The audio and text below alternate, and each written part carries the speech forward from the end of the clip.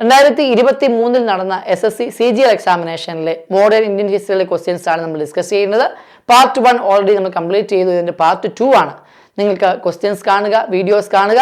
അതേപോലെ തന്നെ 2022 CGLൻ്റെയും 2022 MTSൻ്റെയും ക്വസ്റ്റ്യൻ പേപ്പറിൻ്റെ ഡിസ്കഷൻ സംബന്ധിച്ച ലിങ്കുകൾ താഴെ കൊടുത്തിട്ടുണ്ട്. ആ വീഡിയോസും കാണാവുന്നതാണ്. ആ ക്വസ്റ്റ്യൻസ് പരിശോധിക്കുകയാണെങ്കിൽ സിമിലർ ക്വസ്റ്റ്യൻസും അല്ലെങ്കിൽ ഓപ്ഷൻസും ഒക്കെ പല പരീക്ഷകൾക്കും റിപ്പീറ്റഡായി ചോദിക്കാൻ കാണാൻ സാധിക്കും. അതുകൊണ്ട് തന്നെ CGL ഡിസ്കഷൻ വളരെ ഇമ്പോർട്ടൻ്റ് ആണ്.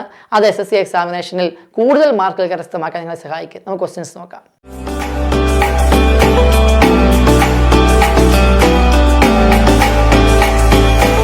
Question: Who was the first Indian to qualify covenanted services? Indian civil service exam പാസ്സായ ആദ്യത്തെ ഇന്ത്യക്കാരൻ ആരാണ്?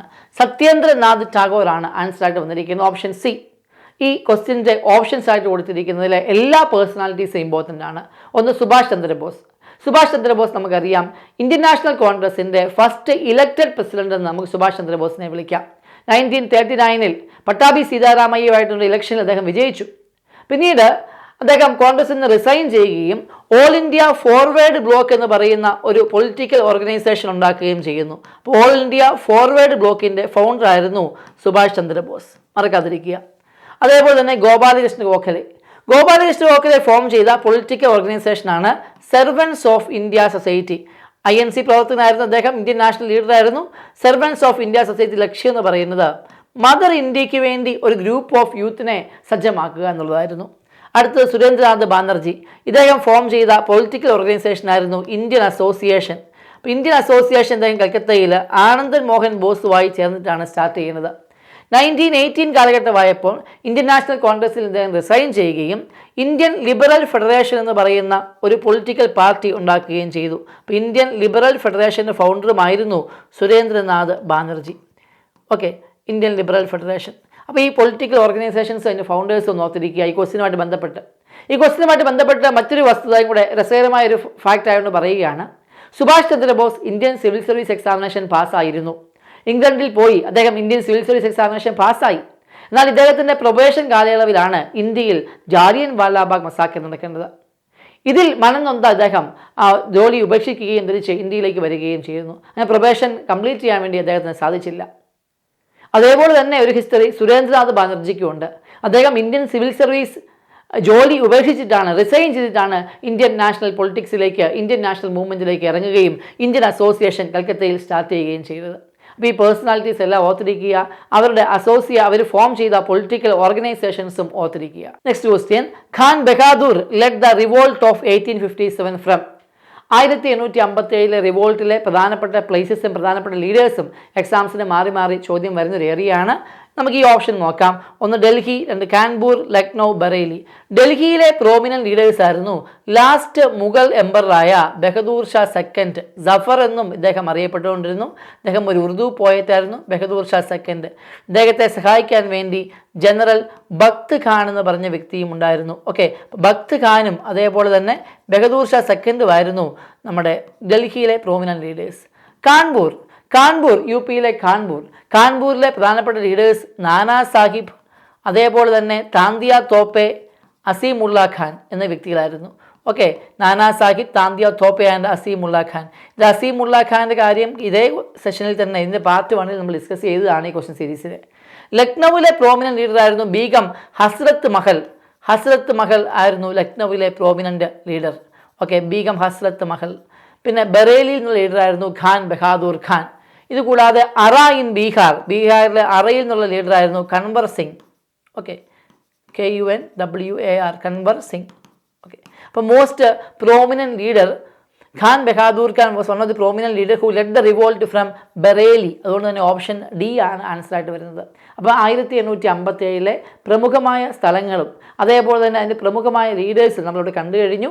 ഡൽഹിയിലെ ലീഡേഴ്സ് ആയിരുന്നു ആരൊക്കെ? ബഹദൂർ ഷാ സെക്കൻഡും ബക്ത് ഖാനും. കാൺപൂരിലെ ലീഡേഴ്സ് ആയിരുന്നു താന്തിയ തോപ്പെ, നാനാ സാഹിബ് ആൻഡ് അസീമുള്ള ഖാൻ. ലക്നൌവിൽ നിന്ന് ബീഗം ഹസ്രത്ത് മഹൽ, ബറേലിയിൽ നിന്ന് ഉള്ള ലീഡറായിരുന്നു ഖാൻ ബഹാദൂർ ഖാൻ. ഇതുകൂടാതെ അറ ഇൻ ബീഹാർ പറഞ്ഞു Kanwar Singh. The Champaran Satyagraha took place in 1914, 1923, 1917. ഗാന്ധിജിയുടെ ഇന്ത്യയിലെ ഫസ്റ്റ് പൊളിറ്റിക്കൽ എക്സ്പെരിമെൻ്റ് എന്നറിയപ്പെടുന്ന സത്യാഗ്രഹമായിരുന്നു ചമ്പാരൻ സത്യാഗ്രഹം. ഇത് നടന്നത് 1917 ചമ്പാരൻ കൂടാതെ അഹമ്മദാബാദ് മിൽ സ്ട്രൈക്കും ഖേദ സത്യാഗ്രഹയും ഗാന്ധിജിയുടെ പൊളിറ്റിക്കൽ എക്സ്പെരിമെൻറ്റ്സ് ഇൻ ഇന്ത്യ ആയിട്ട് അറിയപ്പെടുന്നുണ്ട്. അടുത്ത ക്വസ്റ്റ്യൻ നോക്കാം. Back to Vedas was the slogan of which reform movement? ഇത് തന്നെ നമ്മൾ ഇതേ സീരീസിൻ്റെ പാർട്ട് 1 ഡിസ്കസ് ചെയ്തതാണ്. Go back to Veda. Back to Veda എന്ന് പറയുന്നത് ആര്യ സമാജ് ലീഡറായിരുന്ന സ്വാമി ദയാനന്ദ സരസ്വതി മുന്നോട്ട് വെച്ച സ്ലോഗനാണ് go back to Vedas. So answer വരുന്നത് ഓപ്ഷൻ ഡി, ആര്യ സമാജ്. ഓർത്തിരിക്കുക, സ്വാമി വിവേകാനന്ദൻ ഇതിനോട് ഏകദേശം സിമിലർ ആയിട്ടുള്ള ഒരു സ്ലോഗൻ മുന്നോട്ട് വെക്കുന്നുണ്ട്. അതിൻ്റെ പേരാണ് ഗോ ബാക്ക് ടു ഗീത. അപ്പോൾ ഗോ ബാക്ക് ടു വേദയും ഗോ ബാക്ക് ടു ഗീതയും തമ്മിൽ മാറിപ്പോരുത്. ഗോ ബാക്ക് ടു ഗീത എന്ന് പറയുന്നത് സ്വാമി വിവേകാനന്ദനാണ്. ഗോ ബാക്ക് ടു വേദാസ് എന്ന് പറയുന്നത് ആര്യ സമാജ് ലീഡറായിരുന്ന സ്വാമി ദയാനന്ദ സരസ്വതിയാണ്. ഓക്കെ, അപ്പോൾ ഗോ ബാക്ക് ടു വേദയും ഗോ ബാക്ക് ടു ഗീതയും ഓർത്തിരിക്കുക. The viceroy who took keen interest in the restoration and protection of historical monuments was lord Ellenborough, lord Auckland, lord Lytton, lord Curzon. Lord കഴ്സന്റെ കാലഘട്ടത്തിലാണ് ancient monuments preservation act പാസ്സാകുന്നത്, 1905 കാലഘട്ടം. അപ്പോൾ Lord കഴ്സനാണ് ആൻസറായിട്ട് വരുന്നത്, option D. എന്നാൽ ബാക്കിയുള്ള വൈസ്രോയിസ് ഒക്കെ പരീക്ഷയ്ക്ക് repeat ചെയ്ത് ചോദിക്കാം. ലോർഡ് എലൻബറോ ഇദ്ദേഹത്തിൻ്റെ കാലഘട്ടത്തിലാണ് ഇന്ത്യയിൽ സ്ലേവറി അബോളിഷ് ചെയ്തത്. അപ്പോൾ ഇന്ത്യയിൽ സ്ലേവറി അബോളിഷ് ചെയ്ത സമയത്ത് ഗവർണർ ജനറൽ ആയിരുന്നു ലോർഡ് എലൻബറോ. അതേപോലെ ലോർഡ് ഓക്ലൻഡ് കാലഘട്ടത്തിലാണ് ഫസ്റ്റ് ആംഗ്ലോ അഫ്ഗാൻ വാർ നടക്കുന്നത് ലോർഡ് ഓക്ലൻഡ് കാലഘട്ടത്തിലാണ്. ലോർഡ് ലിറ്റൺ ഓൾറെഡി പാർട്ട് 1 നമ്മൾ ഡിസ്കസ് ചെയ്തതാണ്. റോയൽ ടൈറ്റിൽസ് ആക്ട് പാസ്സാകുന്നു, വെർണാക്കുലർ പ്രസ് റെഗുലേഷൻ ആക്ട് പാസ്സാകുന്നു, ആംസ് ആക്ട് പാസ്സാകുന്നൊക്കെ സമയത്തെ ഇന്ത്യയിലെ വൈസ്രോയ് ലോർഡ് ലിറ്റൺ ആയിരുന്ന കാര്യവും ഓർത്തിരിക്കുക. Who introduced the zamindari settlement as a measure of land revenue administration? ഇന്ത്യയിൽ ബ്രിട്ടീഷുകാർ 3 ലാൻഡ് റവന്യൂ സിസ്റ്റമാണ് പ്രധാനമായും ഇൻട്രൊഡ്യൂസ് ചെയ്തത്. ഒന്ന് സെമീൻദാരി സിസ്റ്റം അഥവാ permanent settlement system, 2 ryotwari system, 3 mahalwari system. ഇതിൽ ആദ്യം ഇൻട്രൊഡ്യൂസ് ചെയ്തത് പെർമനൻറ്റ് സെറ്റിൽമെൻറ്റ് സിസ്റ്റം അഥവാ സെമീൻദാരി സിസ്റ്റമാണ്. ബംഗാളിലും ബീഹാറിലുമായിട്ടാണ് സിസ്റ്റം ഇൻട്രൊഡ്യൂസ് ചെയ്തത്. 1793 ആ സമയത്ത് ബംഗാളിൻ്റെ ഗവർണർ ജനറൽ ആയിരുന്ന ലോർഡ് കോൺവാലിസ് ആയിരുന്നു സിസ്റ്റം ഇൻട്രൊഡ്യൂസ് ചെയ്തത്. അതുകൊണ്ട് തന്നെ ചോദ്യത്തിൻ്റെ ഉത്തരം ഓപ്ഷൻ സി, ലോർഡ് കോൺവാലിസ് ആണ്. റൈത്തുവാരി സിസ്റ്റം ഇൻട്രൊഡ്യൂസ് ചെയ്തത് പ്രധാനമായും ബോംബെ മദ്രാസ് പ്രസിഡൻസിയിലാണ്. മഹൽവാരി സിസ്റ്റം പഞ്ചാബിലും ഇൻഡോ ജാഞ്ചറ്റിക് പ്ലെയിൻസിലുമാണ് പ്രധാനമായും ഇൻട്രൊഡ്യൂസ് ചെയ്തത്. ഈ ഓപ്ഷൻ സി കാണുന്ന ലോർഡ് ലിറ്റനെ സംബന്ധിച്ചും കഴ്സനെ സംബന്ധിച്ചും നമ്മൾ ഡിസ്കസ് ചെയ്തതാണ്. ലോർഡ് കോൺവാലിസ് നമ്മളിപ്പോൾ ഡിസ്കസ് ചെയ്തു. ലോർഡ് വെല്ലസ്ലി സമയത്താണ് 4th ആംഗ്ലോ മൈസൂർ വാർ നടക്കുന്നത്. ടിപ്പു സുൽത്താനെ പരാജയപ്പെടുത്തുന്ന സമയത്ത് ഗവർണർ ജനറൽ ലോർഡ് വെല്ലസ്ലി ആയിരുന്നു. അതേപോലെ തന്നെ 2nd ആംഗ്ലോ മറാത്ത വാർ നടക്കുന്ന സമയത്ത് ഗവർണർ ജനറലും ലോർഡ് വെല്ലസ്ലി തന്നെയാണ്. ലോർഡ് വെല്ലസ്ലിയാണ് ഇന്ത്യയിൽ സബ്സിഡിയറി അലയൻസ് സിസ്റ്റം എന്ന് പറയുന്ന ഒരു പൊളിറ്റിക്കോ മിലിറ്ററി ഇൻസ്ട്രുമെൻ്റ് ഇൻട്രൊഡ്യൂസ് ചെയ്തത്. ആ സബ്സിഡിയറി അലയൻസ് സിസ്റ്റം ഒപ്പുവെക്കുന്ന ആദ്യത്തെ നാട്ടുരാജ്യം ഹൈദരാബാദ് ആയിരുന്നു. In dash, Lord Curzon, the Viceroy of India, announced the partition of Bengal 1907, 1906, 1911, 1905. 1905 Lord Curzon partition of Bengal announce ചെയ്തത്. അതുകൊണ്ട് ഓപ്ഷൻ ഡി ആണ് കറക്റ്റ് ആൻസർ ആയിട്ട് വരുന്നത്. 1905 തന്നെയാണ് സ്വദേശി മൂവ്മെൻറ്റ് അഥവാ ആൻറ്റി പാർട്ടീഷൻ മൂവ്മെൻറ്റ് ബംഗാളിൽ ലോഞ്ച് ചെയ്തത്. അടുത്ത question, for the political education of the people at the local level who brought the resolution on local self government? നമ്മൾ ഓൾറെഡി ഡിസ്കസ് ചെയ്തതാണ് part 1. Lord Ripon is known as the father of local self government. ഇപ്പോൾ local self government introduce ചെയ്തത്, ആ resolution കൊണ്ടുവന്നത് lord Ripon ആണ്. Lord Mayo, lord Canning, lord ലിറ്റനെ സംബന്ധിച്ച് already നമ്മൾ 2-3 തവണ ഡിസ്കസ് ചെയ്ത് കഴിഞ്ഞു. ലോർഡ് ലിറ്റനെ സംബന്ധിച്ച പ്രധാനപ്പെട്ട പോയിന്റ്സ്, ഒന്ന് royal titles act, vernacular press regulation act, arms act എന്നിവയായിരുന്നു. അതേപോലെ തന്നെ ലോർഡ് മേയോ ഇന്ത്യയിൽ വെച്ച് വധിക്കപ്പെടുന്ന ഒരേ ഒരു വൈസ്രോയിയാണ് ലോർഡ് മേയോ. ഇദ്ദേഹം 2 കോളേജസ് എസ്റ്റാബ്ലിഷ് ചെയ്യുന്നുണ്ട്. ഒന്ന് Mayo college at Ajmer and Rajkot college at Kathiawar. ഈ 2 കോളേജും ഇന്ത്യൻ പ്രിൻസസിൻ്റെ പൊളിറ്റിക്കൽ എഡ്യൂക്കേഷന് വേണ്ടി സ്റ്റാർട്ട് ചെയ്ത കോളേജസ് ആയിരുന്നു. അതേപോലെ തന്നെ ഇന്ത്യയിൽ ഫിനാൻഷ്യൽ ഡീസെൻട്രലൈസേഷൻ സ്റ്റാർട്ട് ചെയ്യുന്ന വ്യക്തി ലോർഡ് മേയോ ആണ്. ഓർത്തിരിക്കുക, ലോർഡ് മേയോ ആണ് ആദ്യമായി ഇന്ത്യയിൽ സെൻസസ് എടുക്കുന്നത്. ഇത് കൺഫ്യൂസിംഗ് ആയ ഒരു ഫാക്റ്റാണ്. കാരണം ഇന്ത്യയിൽ ആദ്യമായി സെൻസസ് എടുക്കുന്നത് കൽക്കത്തയിൽ മാത്രമാണ്. അത് ലോർഡ് മേയോയുടെ കാലഘട്ടത്തിൽ 1871 നടന്നു. 1881 ലോർഡ് റിപ്പണിൻ്റെ കാലഘട്ടത്തിലാണ് ഓൾ ഇന്ത്യ സെൻസസ് എടുക്കുന്നത്. അപ്പോൾ ക്വസ്റ്റ്യൻ 2 രീതിയിൽ വരാം.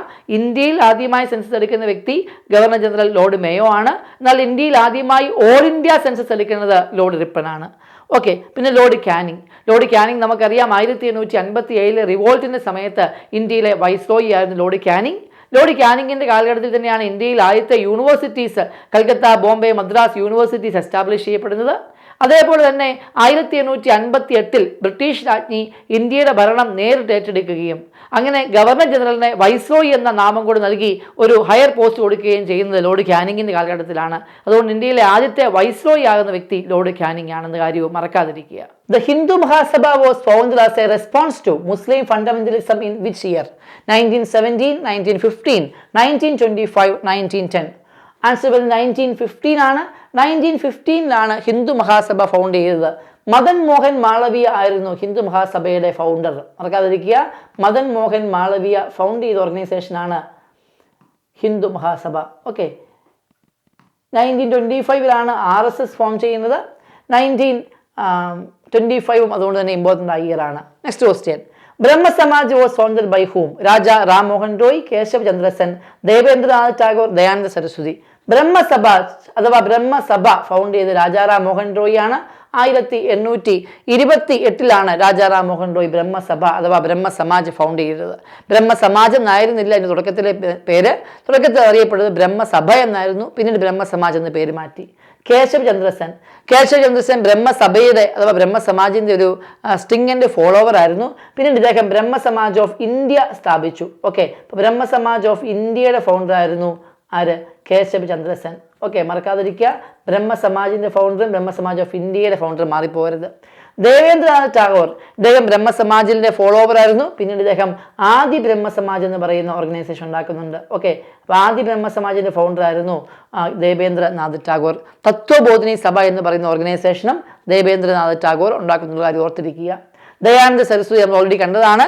സ്വാമി ദയാനന്ദ സരസ്വതി ആര്യ സമാജിൻ്റെ ഫൗണ്ടറായിരുന്നു. അദ്ദേഹത്തിൻ്റെ സ്ലോഗൻ ആയിരുന്നു ഗോ ബാക്ക് ടു വേദാസ് എന്നുള്ളത്. ഓക്കെ, ഈ പോയിന്റ്സ് കൂടെ ഓർത്തിരിക്കുക. Next question, which Mughal ruler contributed to the revolt of 1857? Already നമ്മൾ ഡിസ്കസ് ചെയ്തതാണ്. റിവോൾട്ട് ഓഫ് 1857 പങ്കെടുക്കുകയും ഷെഹൻഷാ-ഇ ഹിന്ദുസ്ഥാൻ അഥവാ ഹിന്ദുസ്ഥാന്റെ രാജാവ് എന്ന പേരിൽ ഇന്ത്യൻ സിപ്പോയിസ് നാമകരണം ചെയ്യുകയും ചെയ്ത വ്യക്തിയായിരുന്നു ബഹദൂർ ഷാ സെക്കൻഡ്. ബഹദൂർ ഷാ സെക്കൻഡിന്റെ പെന്നയുമായിരുന്നു ബഹദൂർ ഷാ സഫർ. ഇദ്ദേഹം ഒരു ഉറുദു പോയറ്റ് ആയിരുന്നു. ഇദ്ദേഹത്തിന് 1858 ഇന്ത്യയിൽ നിന്നും നാടുകടക്കുകയും അദ്ദേഹം ബർമ അഥവാ രംഗൂണിൽ വെച്ച് മരിക്കുകയും ചെയ്യുന്നു. 1862 കാലഘട്ടത്തിലാണ് അദ്ദേഹം രംഗൂണിൽ വെച്ച് മരണപ്പെടുന്നത്.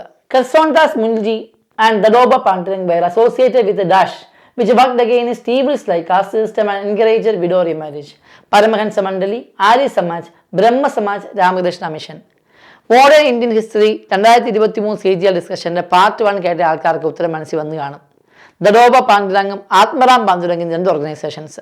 ദഡോബ പാണ്ഡുരംഗ് മഹാരാഷ്ട്രയിൽ തുടങ്ങിയ ഓർഗനൈസേഷനാണ് പരമഹംസ മണ്ഡലി. മറക്കാതിരിക്കുക, പരമഹംസ മണ്ഡലി വെസ്റ്റേൺ ഇന്ത്യയിലെ മഹാരാഷ്ട്ര ബേസ് ചെയ്തിട്ടുള്ള ബോംബെ ബേസ് ചെയ്ത ഓർഗനൈസേഷനായിരുന്നു പരമഹംസ മണ്ഡലി. ഫൗണ്ടർ ദഡോബ പാണ്ഡുരംഗ്. ആത്മറാം പാണ്ഡുരംഗ് പ്രാർത്ഥനാ സമാജ്, അതും ബോംബെയിലാണ് ആത്മറാം പാണ്ഡുരംഗ്. അടുത്തത് ആര്യ സമാജ് നമുക്കറിയാം സ്വാമി ദയാനന്ദ സരസ്വതി. ബ്രഹ്മ സമാജ് നമുക്കറിയാം രാജ റാം മോഹൻ റോയ്. രാമകൃഷ്ണ മിഷൻ ആൻഡ് രാമകൃഷ്ണ മഠ് രണ്ടും നമുക്കറിയാം സ്വാമി വിവേകാനന്ദൻ. Next question, who founded the Tattvabodhini Sabha that was set up to explore spiritual truth? കുറച്ച് മുമ്പ് കഴിഞ്ഞ ക്വസ്റ്റ്യൻ ഒന്ന് പറഞ്ഞു നിർത്തിയതേ ഉള്ളൂ.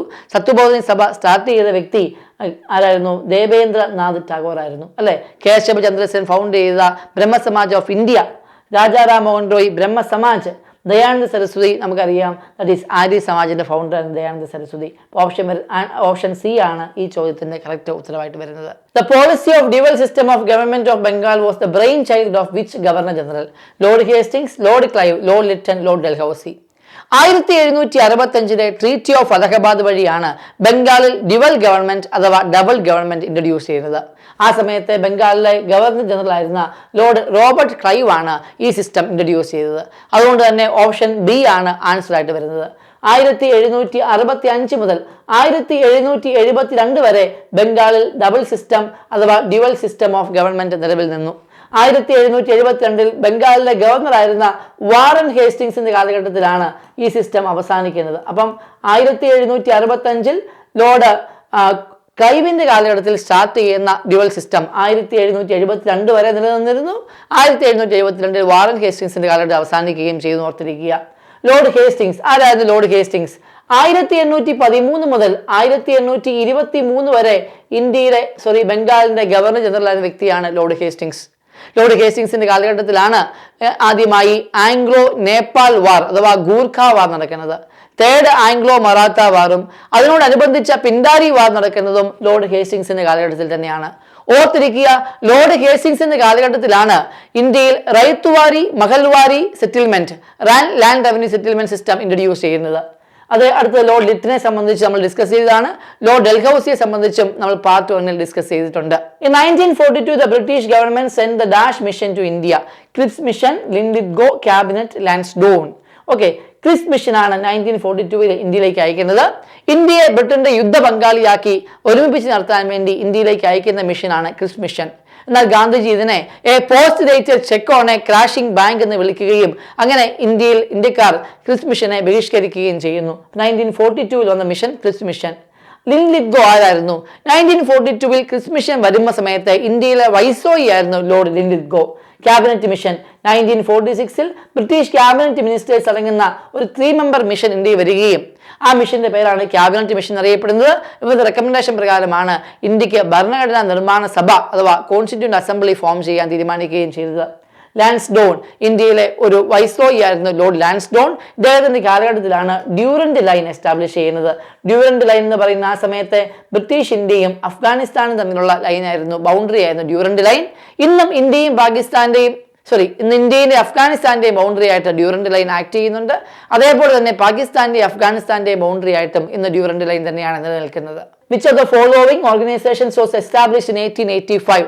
1885 ഇന്ത്യയിൽ ഫോം ചെയ്ത ഓൾ ഇന്ത്യ പൊളിറ്റിക്കൽ ഓർഗനൈസേഷൻ ആയിരുന്നു ഇന്ത്യൻ നാഷണൽ കോൺഗ്രസ്. ബോംബെയിലാണ് 1885 ഇന്ത്യൻ നാഷണൽ കോൺഗ്രസ് ഫോം ചെയ്യുന്നത്.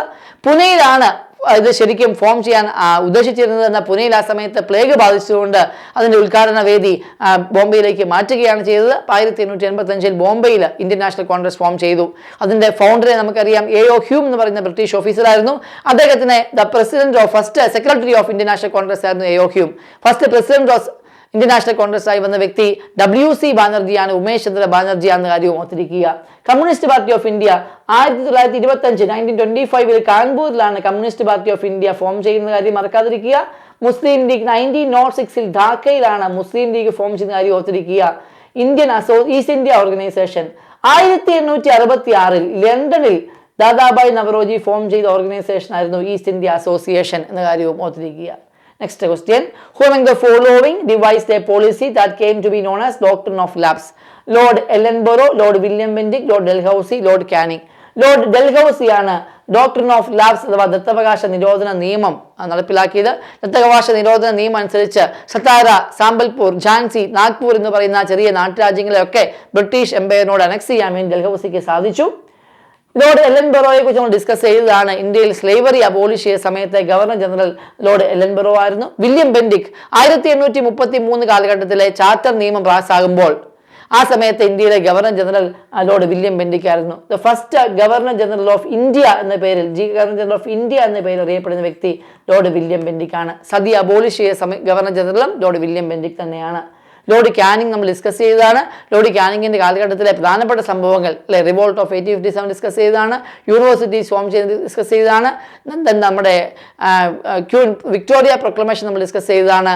അതേപോലെ തന്നെ ഇന്ത്യയിൽ പോർട്ട്ഫോളിയോ സിസ്റ്റം ഇൻട്രൊഡ്യൂസ് ചെയ്ത വ്യക്തിയും ലോർഡ് കാനിങ് തന്നെയായിരുന്നു. Chittaranjan Das along with Dash set up the Swaraj Party in 1923 to contest the elections. 1923 കോൺഗ്രസിന്റെ കോൺസ്റ്റിറ്റ്യൂഷൻ വിങ് ആയിട്ട്, കോൺഗ്രസിന്റെ കൗൺസിലറി വിങ് ആയിട്ട് ഫോം ചെയ്ത ഓർഗനൈസേഷൻ ആയിരുന്നു സ്വരാജ് പാർട്ടി അഥവാ കോൺഗ്രസ് ഖിലാഫത്ത് സ്വരാജ് പാർട്ടി. ചിത്തരഞ്ജൻ ദാസ്, ദേശബന്ധു CR ദാസ് മോട്ടിലാൽ നെഹ്റുവും ചേർന്നിട്ടാണ് നമുക്ക് സ്വരാജ് പാർട്ടി 1923 ഫോം ചെയ്യുന്നത്. അതുകൊണ്ട് തന്നെ ഓപ്ഷൻ സി മോട്ടിലാൽ നെഹ്റു ആണ് ആൻസർ ആയിട്ട് വരുന്നത്. നെക്സ്റ്റ് ക്വസ്റ്റ്യൻ നോക്കാം. Who was associated with the foundation of the Fergusson college? Fergusson college പൂനെയിൽ സ്റ്റാർട്ട് ചെയ്ത ഒരു കോളേജ് ആയിരുന്നു. ബാലഗംഗാധര തിലകിന്റെ നേതൃത്വത്തിലാണ് ഫെർഗൂസൺ കോളേജ് സ്റ്റാർട്ട് ചെയ്യുന്നത്. വിഷ്ണുശാസ്ത്രി, ചിപ്പുലങ്ക തുടങ്ങിയ പ്രമുഖ നേതാക്കന്മാരും ബാലഗംഗാധര തിലകിനെ അസോസിയേറ്റ് ചെയ്യാൻ ഉണ്ടായിരുന്നു. ഓപ്ഷൻ ഡി ആണ് ആൻസർ വരുന്നത്. Balagangadhar Tilak was associated with the foundation of the Fergusson college at Pune. ഓർക്കാതിരിക്കുക, Fergusson college was located at Pune. Which of the following organizations is credited with writing literary pieces for the abolition of sati pratha? നമുക്കറിയാം, sati abolish ചെയ്യാൻ വേണ്ടി മുൻകൈ എടുക്കുന്ന organisation Brahmo Samaj ആണ്. ബ്രഹ്മസമാജിന്റെ ഫൗണ്ടറെ നമുക്കറിയാം, Raja Ram Mohan Roy. Harijan Sevak Sangh, Mahatma Gandhi form ചെയ്ത organisation ആണ് ഹരിജൻ സേവക് സംഘ്. ഹരിജനങ്ങളുടെ ഉന്നമനത്തിന് വേണ്ടി 1932 മഹാത്മാഗാന്ധി ഹരിജൻ സേവക് സംഘ് സ്റ്റാർട്ട് ചെയ്യുന്നത്. 1932. ഓക്കെ, സത്യശോധക് സമാജ്, ജ്യോതിബ ഫുലെ മഹാരാഷ്ട്രയിൽ സ്റ്റാർട്ട് ചെയ്ത ഓർഗനൈസേഷൻ ആണ് സത്യശോധക് സമാജ്. ബഹുജൻ സമാജ്, കാൻശീറാം സ്റ്റാർട്ട് ചെയ്ത ഒരു ഓർഗനൈസേഷൻ ആണ് ബഹുജൻ സമാജ്. ഇന്നത് ബഹുജൻ സമാജ് പാർട്ടി BSP എന്ന പേരിൽ മധ്യപ്രദേശ് റീജിയൻസിലൊക്കെ അറിയപ്പെടുന്നുണ്ട്. Which of the following reforming societies believed Vedas to be the fountain of all the knowledge? Answer നിങ്ങൾക്ക് കിട്ടി കാണുമല്ലോ, കാരണം ഗോ ബാക്ക് ടു വേദാസ് നമ്മൾ ഡിസ്കസ് ചെയ്തതാണ്. ഓപ്ഷൻ സി ആര്യ സമാജ് ആണ്. ഈ ചോദ്യത്തിൽ പറഞ്ഞിരിക്കുന്ന മറ്റു ഓപ്ഷൻസ് ഒക്കെ നോക്കി. തിയോസഫിക്കൽ സൊസൈറ്റി, പ്രാർത്ഥനാ സമാജ്, ബ്രഹ്മ സമാജ്, പല ക്വസ്റ്റ്യൻസിലായിട്ട് നമ്മൾ പലതവണ ഡിസ്കസ് ചെയ്ത കാര്യം തന്നെയാണ് വീണ്ടും ഓപ്ഷനായിട്ട് ചോദിച്ചിരിക്കുന്നത്. അതുകൊണ്ട് ഓപ്ഷൻസ് കൃത്യമായി പഠിച്ചു വെക്കുക. ഒരു എക്സാമിനല്ല, അടുത്ത എക്സാംസിന് അത് പ്രയോജനം ചെയ്യും. അടുത്തത്, Elphinstone was the governor of which province of India during 1819-27?